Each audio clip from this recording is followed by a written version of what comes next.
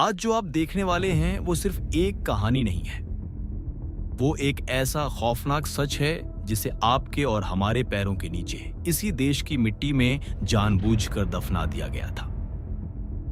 बचपन में आपने और मैंने जादुई मटके की कहानियां तो बहुत सुनी होंगी। दादी नानी की कहानियों वाला एक ऐसा मटका जिससे जो भी मांगो वो तुरंत बाहर आ जाता है। सोने के सिक्के, स्वादिष्ट खाना या असीमित पानी। लेकिन क्या हो अगर मैं आपसे आज ये कहूं कि ऐसा एक मटका असल में इसी दुनिया में, इसी सदी में मौजूद है और उस एक मामूली से दिखने वाले मटके की कीमत कोई 100 या 1000 रुपए नहीं, बल्कि पूरे 1000 करोड़ रुपए ये है। रुकिए, अभी आपको लग रहा होगा कि मैं किसी फैंटेसी फिल्म की बात कर रहा हूं या कोई मनगढ़ंत कहानी सुना रहा हूं, लेकिन मेरी बात मानिए। अगले कुछ मिनटों में आपके रोंगटे खड़े होने वाले हैं, क्योंकि ये कहानी किसी तिलिस्म या जादू की नहीं, बल्कि मॉडर्न इंडिया के इतिहास के सबसे बड़े, सबसे क्रूर और सबसे सुनियोजित धोखे की है। एक ऐसा धोखा जिसने हजारों जिंदगियां निगल ली, लेकिन ये सिर्फ शुरुआत है। असली चौंकाने वाला सच तो अभी जमीन के 100 फीट नीचे एक बंद फाइल में दफन है, जो इस वीडियो के अंत तक आपको अंदर तक हिलाकर रख देगा।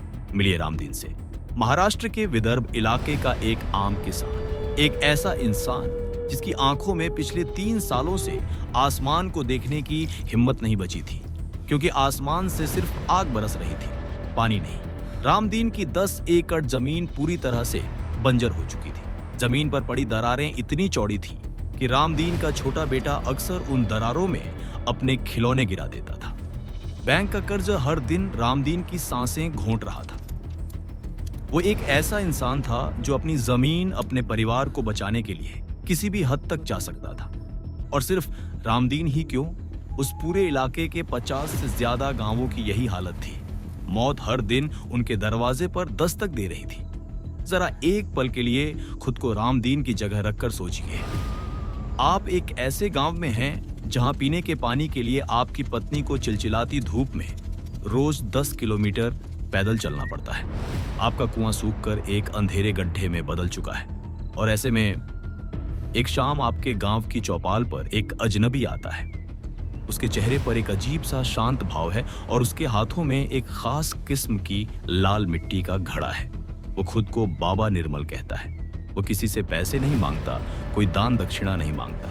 वो बस रात के अंधेरे में रामदीन के सूखे कुएं में उतरता है, कुछ मंत्र पढ़ता है और उस लाल मिट्टी के घड़े को कुएं की सूखी जमीन में गाड़ देता है। आप हैरान होंगे, आप शायद मजाक उड़ाएंगे, लेकिन अगली सुबह जब रामदीन कुएं के पास पहुंचता है तो उसकी चीख निकल जाती है। वो सूखा कुआं जो पिछले 3 साल से एक बूंद पानी को तरस रहा था, आज लबालब भरा हुआ था। पानी इतना साफ, इतना मीठा, मानो किसी ग्लेशियर से पिघलकर सीधा वहां आया हो। आप क्या करेंगे? आप उसे भगवान मान लेंगे, है ना? आप अपना सब कुछ उस चमत्कार पर लुटा देंगे। रामदीन और उसके गांव वालों ने बिल्कुल यही किया। देखते ही देखते खबर जंगल की आग की तरह फैल गई। आसपास के 50 गांवों के किसान बाबा निर्मल के आश्रम के बाहर लाइन लगाकर खड़े हो गए। अब वो मटका मुफ्त नहीं था। बाबा ने कहा कि यह सदियों पुराना संजीवनी मटका है, जिसे सिद्ध करने में सालों लगते हैं। एक मटके की कीमत रखी गई 50,000 रुपये। किसानों ने अपनी बची खुची जमीनें गिरवी रख दी, औरतों ने अपने मंगलसूत्र बेच दिए और बाबा निर्मल से वो जादुई मटके खरीद खरीद कर अपने सूखे कुओं में गाड़ने लगे। हर जगह चमत्कार होने लगा। जिस कुएं में मटका गाड़ा जाता, 2 दिन बाद उसमें से पानी फूट पड़ता। किसानों ने फिर से बीज बोने शुरू कर दिए। चारों तरफ खुशहाली छा गई। सब कुछ एकदम परफेक्ट लग रहा था, एक जादुई सपने जैसा। लेकिन मैंने आपसे कहा था ना कि कहानी में ट्विस्ट अभी बाकी है। असली खौफनाक हिस्सा तो अब शुरू होता है। ठीक 3 महीने बाद दिवाली की रात थी। रामदीन अपने खेत में था। अचानक उसे जमीन के नीचे से एक अजीब सी फुसफुसाहट जैसी आवाज आई। वो कुएं की तरफ भागा और वहां उसने जो देखा वो उसकी आत्मा को कंपा देने वाला था। वो कुआं जो मीठे पानी से भरा था अब उबल रहा था। उसका रंग गहरा काला पड़ चुका था और उसमें से सड़े हुए रसायनों की भयानक बदबू आ रही थी। सिर्फ रामदीन का कुआं नहीं, उस रात उन 50 गांवों के हर उस कुएं का पानी काला झर बन गया, जिसमें वो जादुई मटका गाढ़ा गया था। अगली सुबह तक वो पानी रिसकर खेतों तक पहुंच गया। वो फसलें जो कल तक लहलहा रही थीं, वो जलकर राख हो गई। जमीन इस कदर जहरीली हो गई कि वहां एक घास का तिनका भी उगना नामुमकिन हो गया। रामदीन बर्बाद हो चुका था। जब हजारों किसान लाठियां लेकर बाबा निर्मल को ढूंढते हुए उसके आश्रम पहुंचे तो वहां सिर्फ एक सन्नाटा था। बाबा रातों रात गायब हो चुका था। आपको क्या लगता है, ये सिर्फ एक ठगी थी? कुछ लाख रुपयों का कोई लोकल स्कैम? जी नहीं। पुलिस इन्वेस्टिगेशन में जब आंकड़े सामने आए तो बड़े बड़े अधिकारियों के पसीने छूट गए। 50 गांव, 15,000 से ज्यादा किसान और कुल ठगी का आंकड़ा, हैरान मत होइएगा, 500 करोड़ रुपए से भी ज्यादा। एक साधारण से मिट्टी के बर्तन के नाम पर 500 करोड़ का खेल। क्या आपको लगता है कि कोई एक अकेला ढोंगी बाबा इतना बड़ा और इतना परफेक्ट नेटवर्क चला सकता है? क्या वो रातों रात 15,000 मटके बना सकता है? नहीं। रामदीन टूट चुका था। गांव के कई किसानों ने हार मानकर जहर पी लिया था। अगर आप रामदीन की जगह होते तो शायद पुलिस स्टेशन के चक्कर काटते काटते थक कर बैठ जाते। लेकिन रामदीन के अंदर एक आग जल रही थी। उसे अपने उस छोटे से बेटे का चेहरा याद आ रहा था जो अब उस जहरीली जमीन पर खेल भी नहीं सकता था।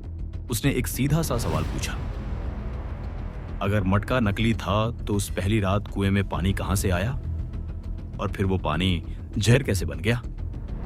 रामदीन ने अपने काले पड़ चुके कुएं में छलांग लगा दी। उसने उस टूटे हुए जादुई मटके के टुकड़ों को निकाला, उन्हें एक प्लास्टिक की थैली में बांधा और सीधे शहर की तरफ निकल पड़ा।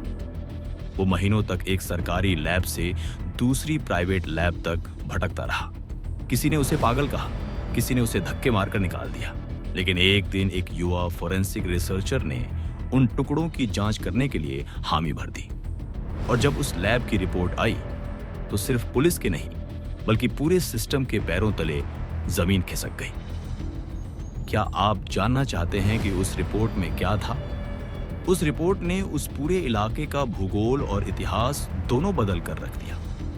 रिपोर्ट में खुलासा हुआ कि उस मटके की मिट्टी में कोई जादू, कोई चमत्कार नहीं था, बल्कि उस मिट्टी को एक बेहद एडवांस और प्रतिबंधित हाई ग्रेड इंडस्ट्रियल केमिकल, जिसे एक्वा क्लियर 900 कहते हैं, उससे पकाया गया था।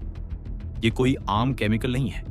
ये एक ऐसा सिंथेटिक कंपाउंड है जिसे बड़ी बड़ी इंडस्ट्रियल फैक्ट्रियां अपने कचरे को छिपाने के लिए इस्तेमाल करती हैं। जब ये केमिकल जमीन के संपर्क में आता है तो ये जमीन की गहराई में मौजूद आखिरी नमी को भी स्पंज की तरह सोख कर ऊपर खींच लाता है। इसी वजह से उन सूखे कुओं में पानी भर गया था।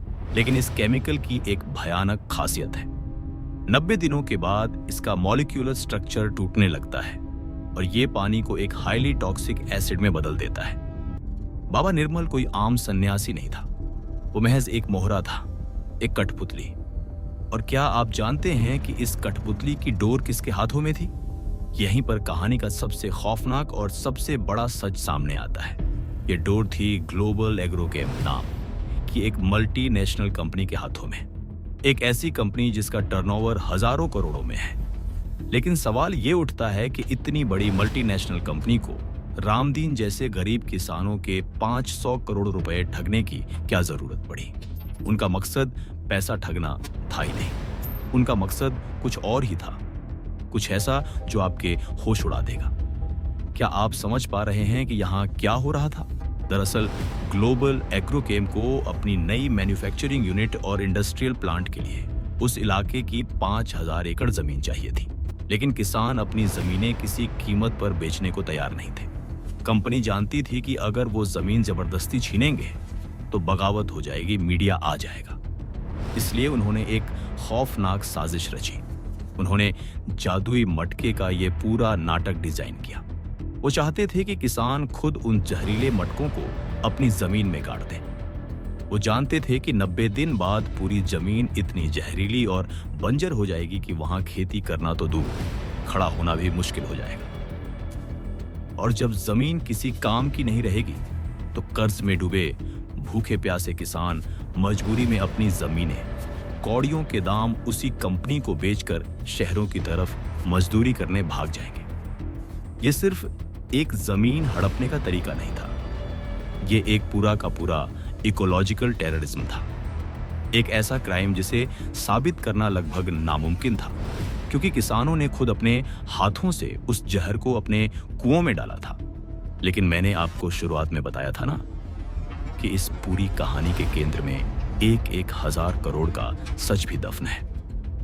आपको क्या लगता है, क्या सिर्फ एक फैक्ट्री लगाने के लिए कोई कंपनी इतना बड़ा रिस्क लेगी? जरा सोचिए, जब रामदीन को लैब की रिपोर्ट मिली तो उसमें एक और बहुत अजीब बात लिखी थी। रिपोर्ट में कहा गया था कि उस मटके में जो लाल मिट्टी इस्तेमाल हुई है वो कोई आम मिट्टी नहीं है, वो एक खास तरह की नैनो क्ले है जो दुनिया में सिर्फ और सिर्फ उसी इलाके के जमीन के नीचे पाई जाती है। रामदीन ने जब पुराने दस्तावेज खंगाले, गांव के सबसे बुजुर्ग लोगों से बात की तो 500 साल पुराना एक रहस्य सामने आया। सदियों पहले उस इलाके के लोग सच में एक खास तरह के जादुई मटके बनाते थे, लेकिन वो कोई जादू नहीं बल्कि प्राचीन भारतीय विज्ञान का एक बेहतरीन नमूना था। उस इलाके की उस खास नैनो क्ले में प्राकृतिक रूप से पानी को प्योरीफाई करने और जमीन की उर्वरक क्षमता को 100 गुना बढ़ाने की ताकत थी। प्राचीन काल में लोग उसी मिट्टी के मटकों में खास तरह की जड़ी बूटियां डालकर कुओं में रखते थे, जिससे उस इलाके में कभी सूखा नहीं पड़ता था।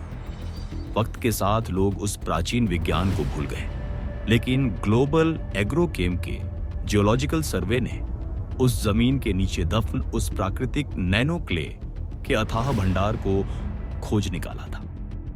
इंटरनेशनल मार्केट में वाटर प्यूरिफिकेशन और एग्रीकल्चर टेक्नोलॉजी के लिए उस खास मिट्टी के भंडार की कीमत 1000 करोड़ रुपए से भी ज्यादा थी।